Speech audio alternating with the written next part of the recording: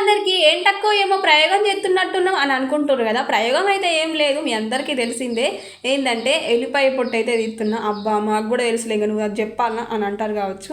సరేలేండి, ఇంకా ఏమైనా అనుకోరు కానీ నేనైతే ఇయ్యాల ఎల్లిపాయ కారం ఎంత మంచిగా కూరలు వండుకున్నా కానీ నోరుకు అసలు ఏం రుచి వస్తలేదు. ఈ సర్దులకు ముక్కు పట్టుడికి అసలు ఏం తినాలని కూడా అనిపించలేదు.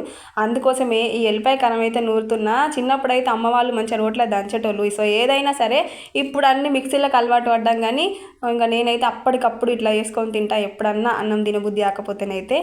ఈ రోజులలో ఏదైనా తినబుద్ధి కాకపోతే లేకపోతే కోడిగుడ్డు కొట్టి పోసుకోవడమో ఏదో ఒకటి స్పాట్లో వేసేసుకుంటాము. కానీ ఎప్పుడో ఒకసారి ఇట్లా వేసుకుంటే హెల్త్కి చాలా మంచిది. సో దీనివల్ల మంచి హెల్త్ బెనిఫిట్స్ కూడా ఉన్నాయి. అప్పుడప్పుడు ఇట్లా తింటే కూడా మంచిదే కదా ఫ్రెండ్స్, మన ఆరోగ్యానికి కూడా. సో ఇందులోనైతే వేడి వేడి అన్నంలో మంచిగా కారంలో నూనె పోసుకొని తింటేనైతే సూపర్ అంటే సూపర్ ఉంటుంది ఫ్రెండ్స్. ఎంతమంది టేస్ట్ చేసిర్రు అనేది అయితే కామెంట్ చేయరు, వీడియోకి అయితే లైక్ చేయరు.